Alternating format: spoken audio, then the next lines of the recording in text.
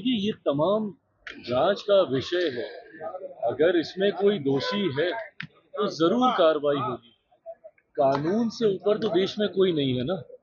आप अगर किसी पार्टी के बड़े नेता हैं इसलिए आपके ऊपर कार्रवाई नहीं होगी, या आप किसी बड़े परिवार से आते हैं इसलिए आपके ऊपर कार्रवाई नहीं होनी चाहिए। और इस तरीके से जांच की प्रक्रिया को प्रभावित करने के प्रयास के साथ इस तरीके से प्रदर्शन आंदोलन करना मुझे नहीं लगता ये उचित है।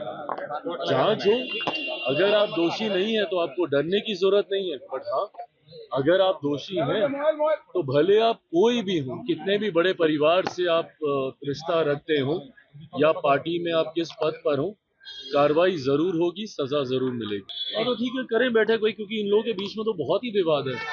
जिस तरीके से कांग्रेस, और हम बार बार इस बात को कह रहे हैं, वर्चस्व की लड़ाई गठबंधन के घटक दलों के बीच चल रही है।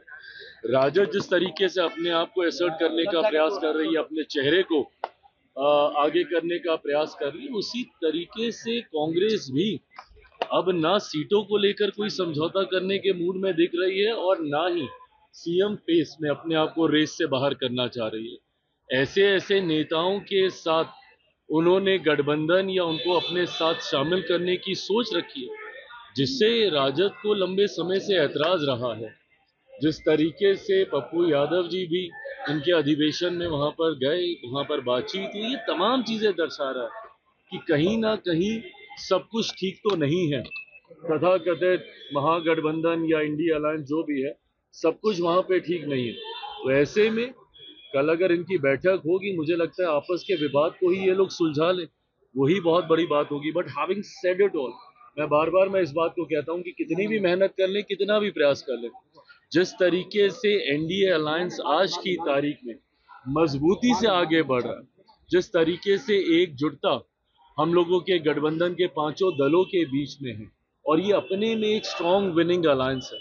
जिस तरीके से हमारे देश के प्रधानमंत्री बार बार बिहार आने का वो काम कर, लोकसभा के दौरान किए गए अपने वादों को पूरा करने का काम कर रहे हैं। आदरणीय गृह मंत्री जी जब आते हैं, उस वक्त हम लोग एनडीए के पांचों दल एक साथ बैठते हैं।